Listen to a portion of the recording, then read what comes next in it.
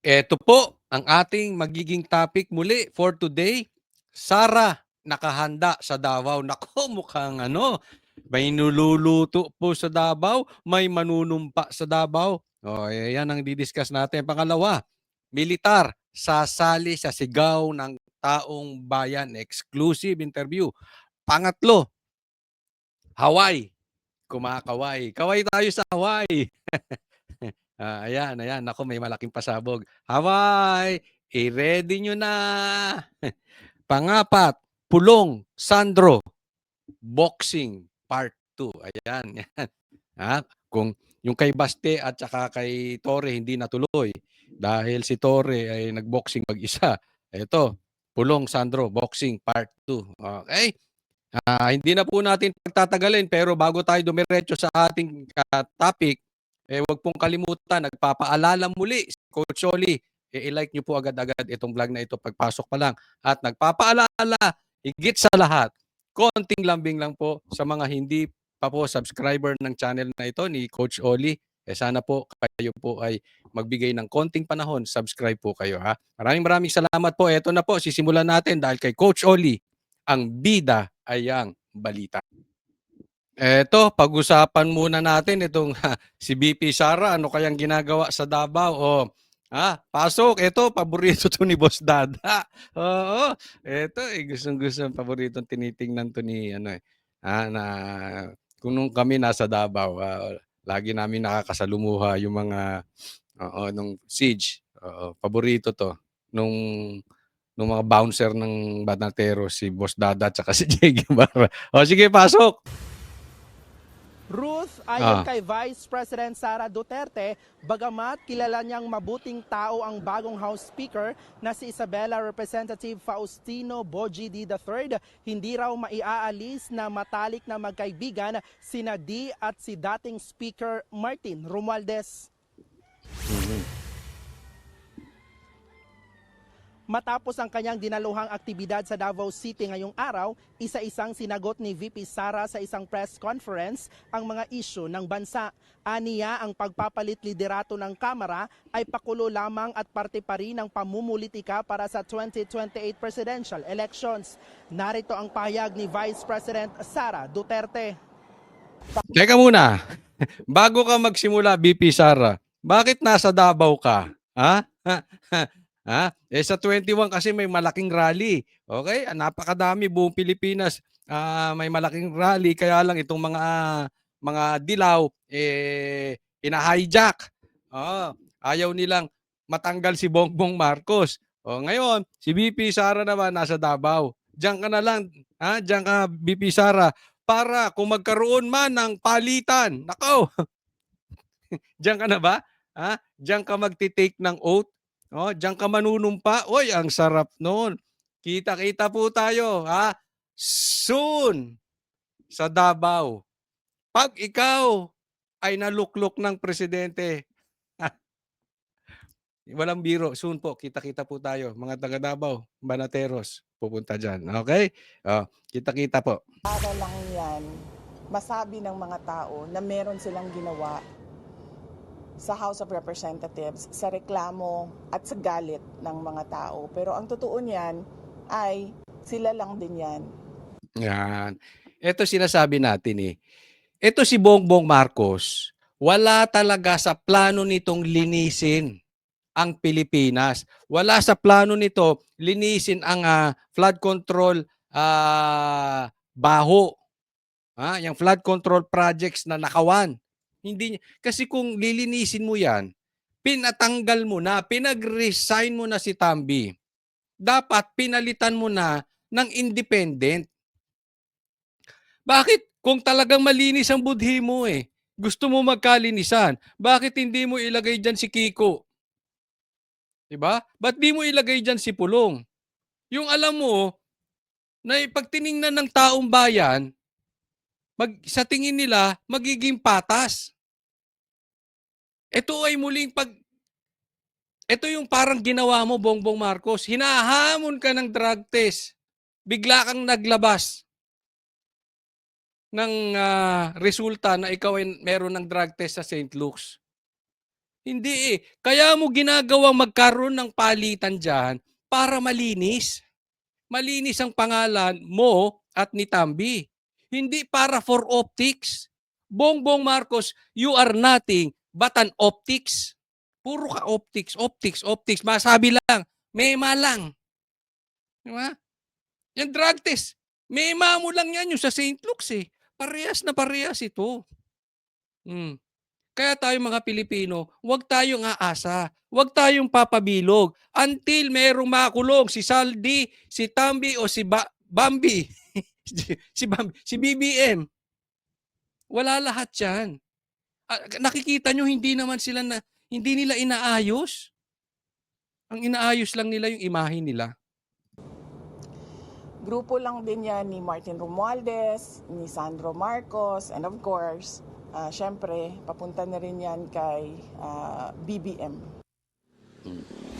Diba sila din eh. Ulitin ko, nagpapaalala tayo. Sa simula pa lang, sinasabi na natin, wag mo nang hayaan yan si Tambi. May katarantaduhang ginagawa. Inantay mo na sumingaw yung baho na ginagawa na hinayaan mo rin ng 3 at 4 na taon. Kinunsinti mo. Tapos ngayon bida-bida ka. Ay yung kay Puno, bagamat sabi ko sa vlog ko, bigyan natin ng chance. Pero malakas po ang aking paniwala. Kampi-kampi lang yan. Tingnan mo. Walang madidiin dyan. Hindi madidiin si Tambi, hindi madidiin si Bambi. Si BBM. O yan na, para may rhyming. Bambi, Tambi, Zaldi. O, mga magnanakaw. Ruth, kinwestiyon din ni Duterte si Pangulong Bongbong Marcos na tila hinahayaan lang daw ang mga kongresista na makatakas ang pananagutan sa issue na kinaharap ng Kongreso. Narito ang pahayag ni VP Sara. Definitely, there is no stability at all with regard to our government institutions. Hindi lang ngayon, even before. We saw how they abused the power and the institutions for their gains.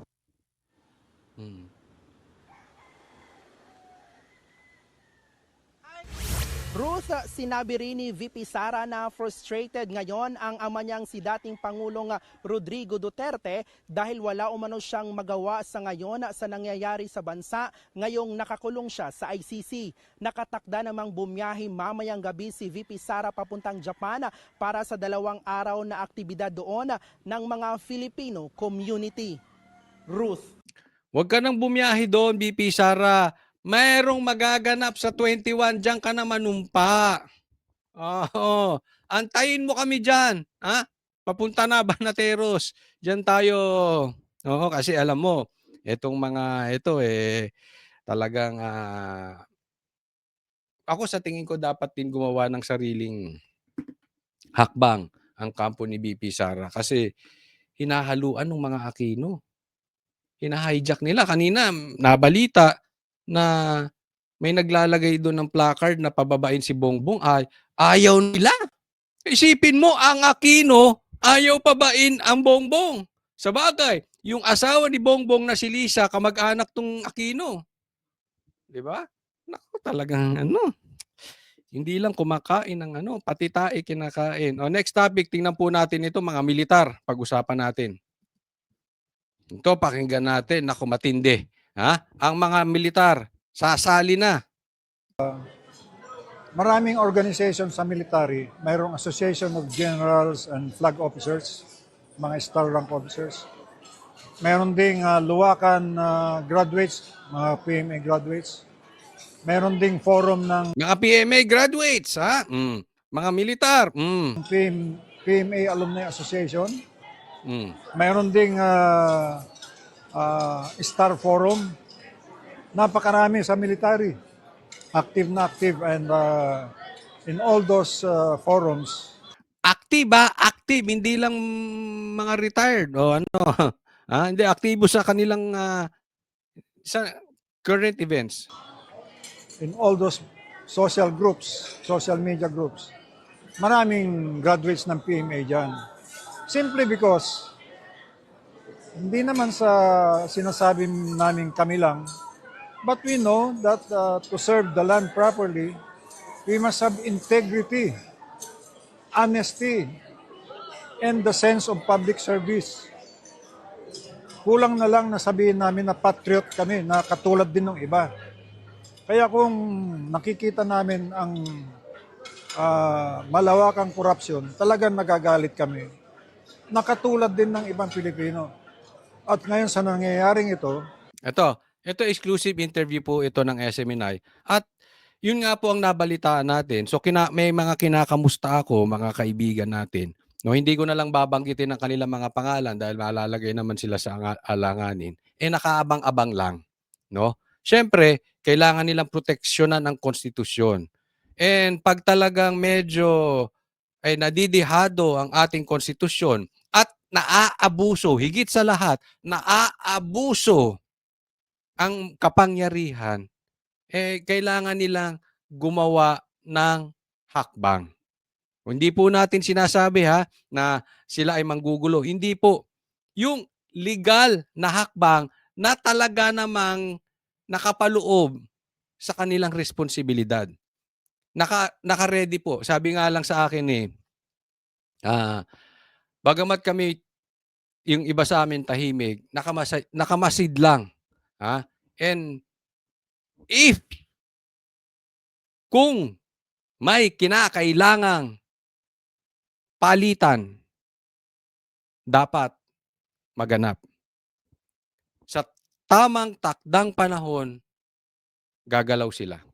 So, basta tayo, lahat ng gagawin natin sa legal na paraan. Hindi po tayo nagtatawag ng gulo. Sabi nga ni Bongbong Marcos, siya mismo gusto niyang sumali sa rally. Paano? Kakampi niya yung mga komunista, kakampi niya na mga Aquino, kakampi niya na, kalain mo yung Marcos Aquino, magkakampi. Nako. I think many of us will be leading their organizations to go up in protest. Yan. Many of us. So siguro yung many, majority. Majority will go up in protest.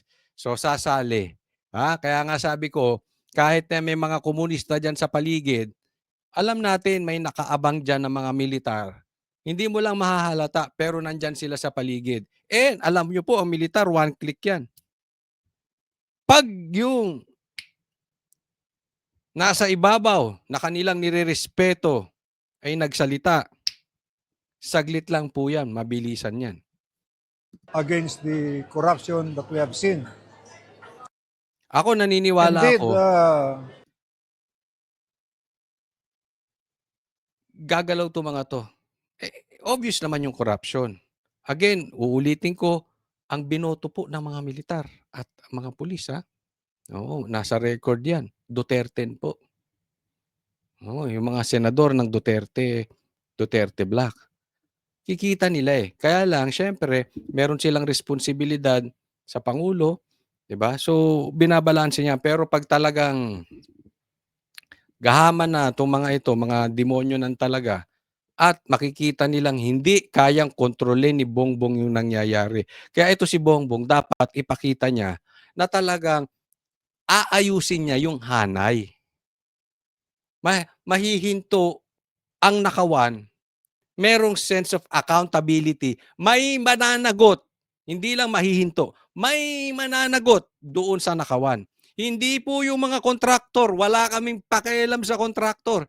Magnanakaw man sila, parusahan sila, pero hindi yan ang issue. Ang gusto naming maparusahan, yung mga politiko, mga congressman, na kung saan ay sila ay gumawa ng kalokohan. Pag hindi talaga yan, inayos ni Bongbong Marcos, tandaan nyo to, sasabihin ko. Ang pulis at militar papasok sa legal na paraan. Ayan. Tingnan po natin itong next. Kaya naman, nasabi ito ni Kiko Barsaga. Ano sabi ni Kiko Barsaga? Bongbong Marcos attempt even one act of violence of state forces against protesters. And I guarantee you a vacation to Hawaii.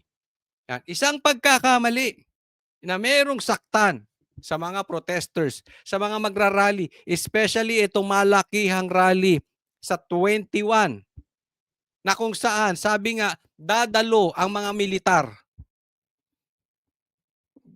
Marami sa kanila dadalo. Pinaghahandaan po ito. Pag may nasaktan dyan at ang plano ni Bongbong Marcos ay dahil manggulo, dahil martial law, sabi niya, I guarantee you a vacation to Hawaii. Kaya nga, kaway-kaway dyan. Sa Hawaii, mag-ready na kayo. Merong sikat na pupunta dyan. Ako ay agree. Lahat po nakakasana. Ito sasabihin ko sa inyo.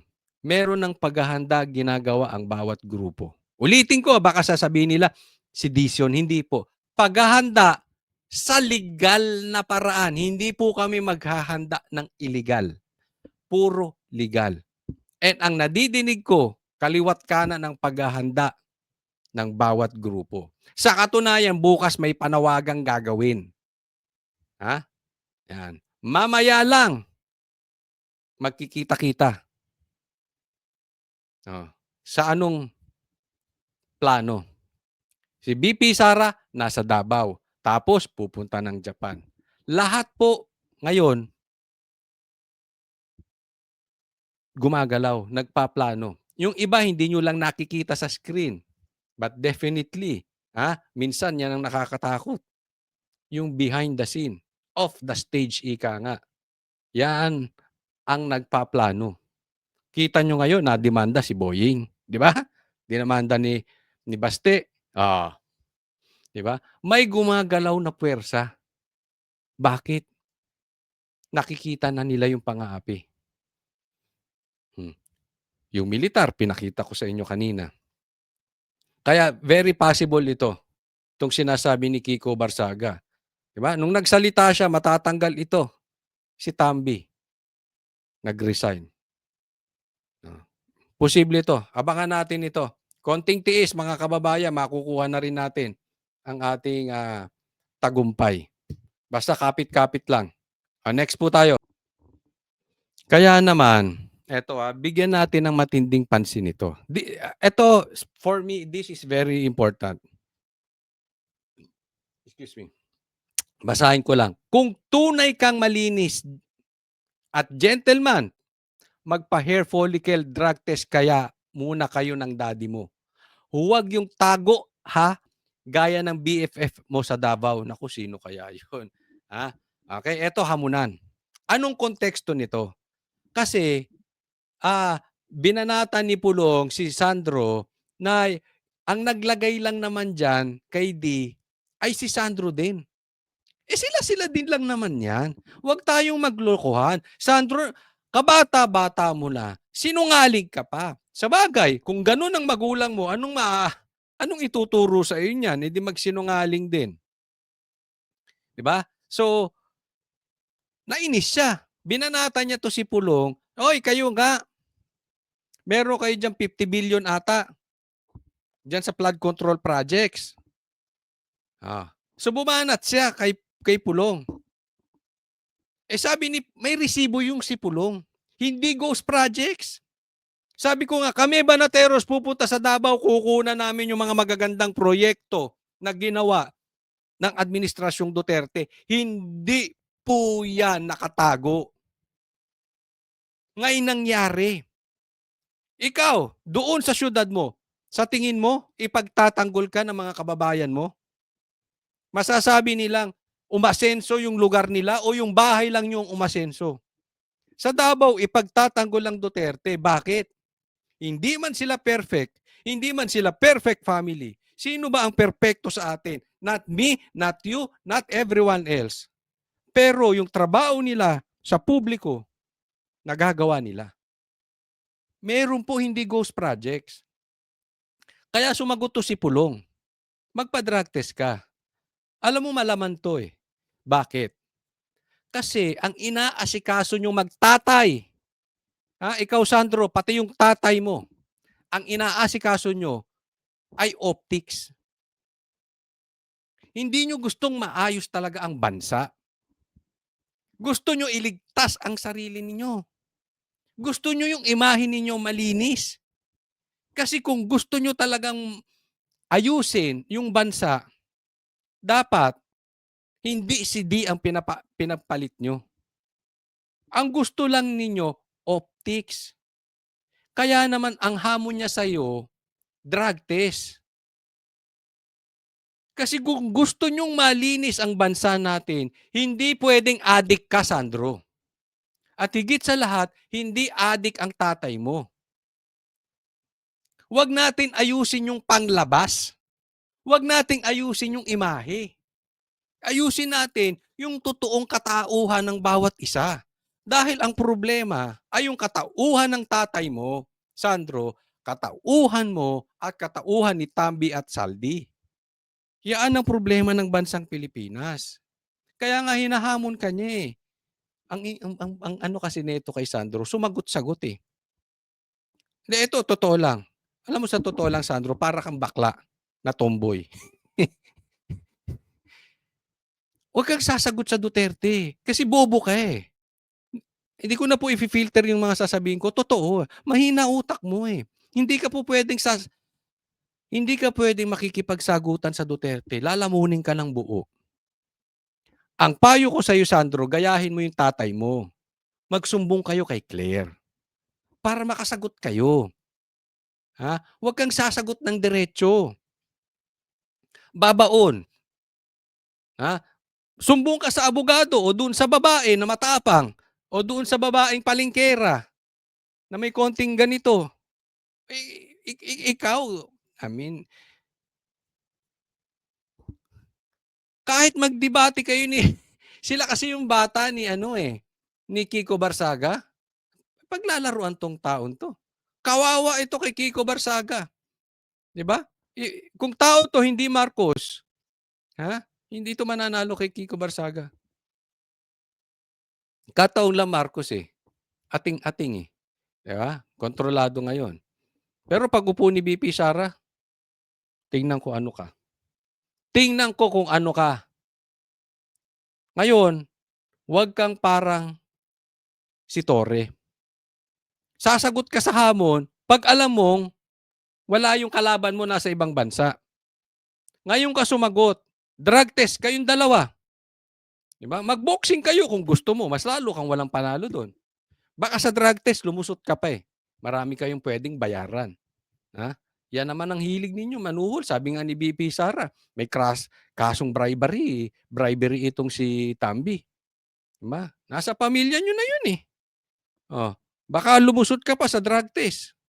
Pero sa boxing, kawawa ka dyan kay Pulong. Bugbog sarado. Ako, na-imagine ko na magsusumbong ka sa nanay mong si Lisa. Nakamag-anak ng Aquino. Na may kasamang namatay sa Amerika. Di umano. Di ba? Eh yung pangalan nyo talagang, kung si Tito Soto, baon na ang pangalan niya sa larangan ng politika na siya ay tuta. Kayo, baon na yung pangalan nyo sa larangan ng politika na diktador na adik.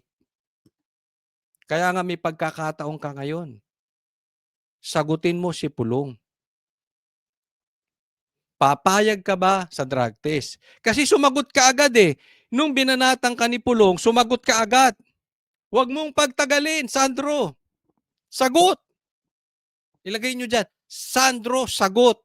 Adik ka o hindi ka adik? Lagay nyo sa comment section. Sumagot ka, Sandro. Huwag kang bakla. Sagot, Sandro. Huwag mong pagtagalin. Pero palagay ko, magsusumbong to kay Claire. Bakla ito eh. Sumbongero yung mag-amang yan eh. No, magsusumbong kay Claire yan. Tingnan niyo. Susumbong yan. Wala ito. Wala. Urong ang to. Walang yagballs to.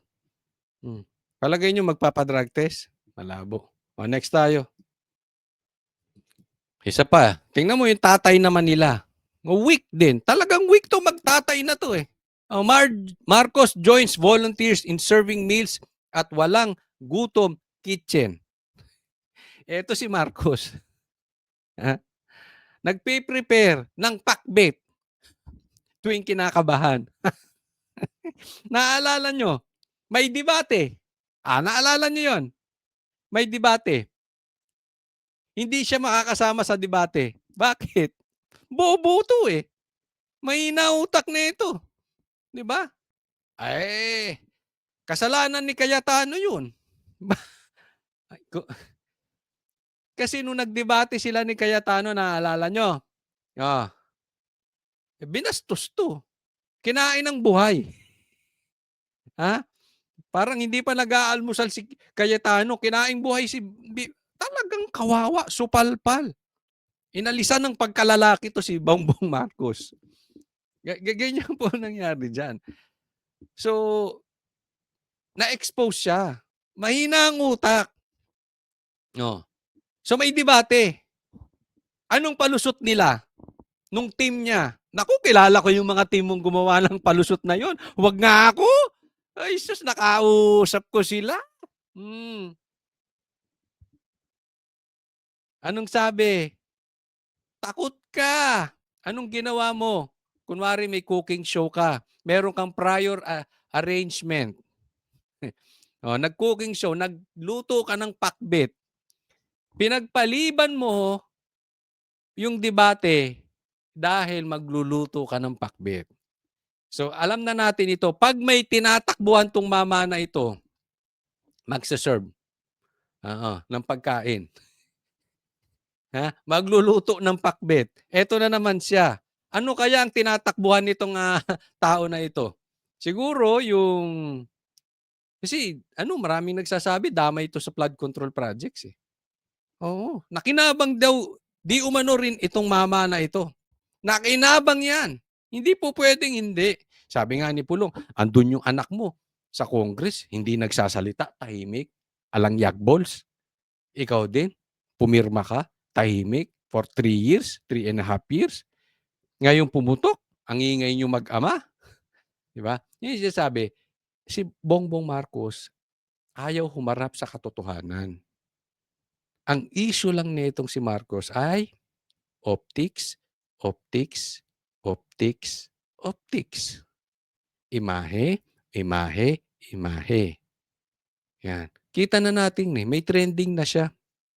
Diba?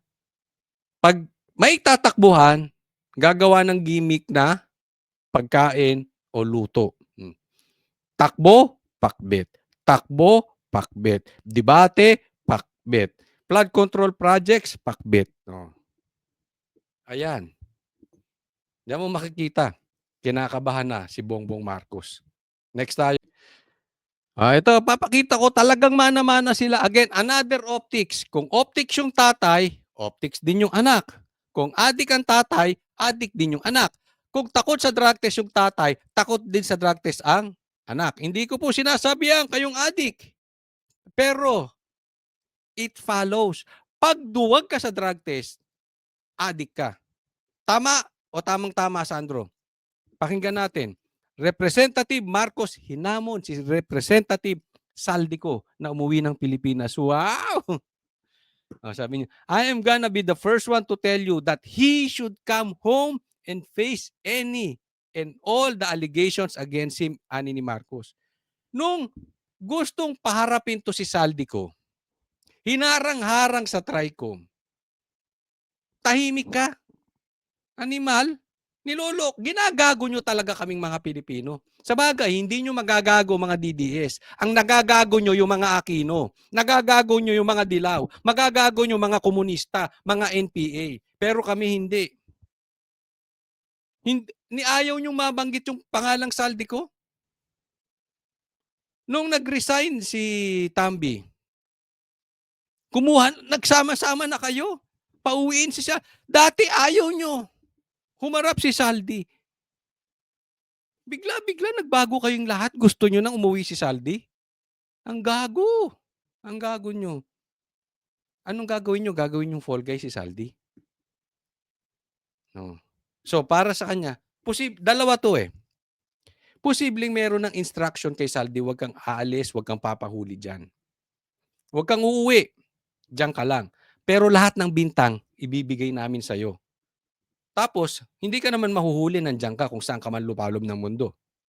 So, malinis si Tambi, hindi mapaparusahan. Malinis si Bongbong, hindi mapaparusahan. No. So, gainful time ka. Anyway, enjoy your life. You have jets. Yung anak mo, nag-e-enjoy sa kumakain sa kung saang-saang mamamahaling restaurant. Meron kayong mga bags, expensive bags, luxury cars, etc. etc. Mamuhay ka dyan na maayos. Hayaan mo nang mabaho yung pangalan mo. Hindi ka naman makukulong. Hindi kayo makukulong. Hindi sila makukulong. Yung mga Pilipino malulunod, bayaan mo sila. Yung ibang Pilipino magugutom, bayaan mo sila. Basta tayo, happy, happy, happy, happy. Everybody happy. Again, that is another optics from Saldi. Ay, from Sandro. Parehas din sila. O kaya, meron namang isang strategy. Pero I think this is very dangerous for them.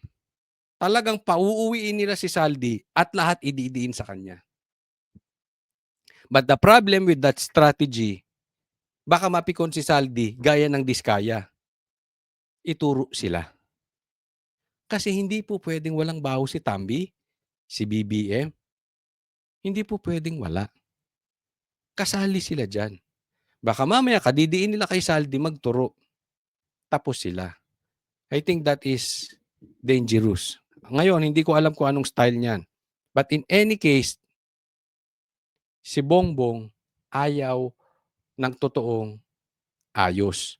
Kasi kung talagang niyang plano niyang gustong ayusin ang Pilipinas, hindi dapat si D ang pinalit kay Tambi and at the same time siya mismo magkusang loob. Mag-resign. Dapat mag-resign din siya. Diba? May obligasyon sa Pilipino eh. Nakinabang man siya ng limpak-limpak na salapi or for discussion purposes, halimbawa hindi siya nakilabang, dapat mag-resign siya kasi under his regime, nangyari yung sangkatutak, yung kakapalang grabe, sobrang gagahaman na nakawan, nangyari under his regime. So anong gagawin mo? Para maniwala ang taong inaayos mo, bitaw ka na. Let the one handle it. Kung hindi ka takot lang kay Lisa. Kung lang naman di ka takot. Pero alam ko takot ka. So hindi mo gagawin. Pero yun ang dapat mong gawin para makita ng taong bayan. 'Di ba? Ang dapat niyang gawin, mag-resign. Let someone na may credibility to handle it, the investigation, mag-hands off siya, 'di ba? Yung ginawa mong ICI, ikaw rin ang pumili. Iimbestigahan ka ba niyan? Hindi, lalo't nasa posisyon ka. Try mo mag-resign. Doon maniniwala ang tao. And then before, pagka-resign mo, magpa-drug test ka. Kung gusto mo talaga ng optics at malinis ang pangalan mo, gawin mo yun ng totoo. Huwag pang gagago sa taong bayan. Huwag pang bubudol sa taong bayan. Diba? Gagawa ka na lang ng investigasyon, ayusin mo na. Pero sa tingin ko malabo. Malabo. Tingnan nyo na lang yung ginagawa ni Sandro. Nakikita mo na may instruction for them eh. May instruction to them na, ito hindi natin si Saldi. Kikita mo yung galaw eh. Di natin si Saldi and then bulahin natin ng Dilaw para hindi tayo idiin ng Dilaw. Bulahin natin ng Katolik para hindi tayo idiin ng Katolik. Yun na. So, magkakampi-kampi na sila. Sinong madidiin lang si Saldi? Posible si Tambi, pero baka malabo pa. Ang malamang-lamang niyan siya. Ang malamang-lamang. Okay. So, hanggang dyan na lang po tayo. Maraming salamat po. Nagpapaalala lang tayo. Huwag pong kakalimutan pag-like sa video na ito and mag-subscribe po. Maraming salamat po. God bless everyone. Kita-kits tayo muli sa susunod na vlog.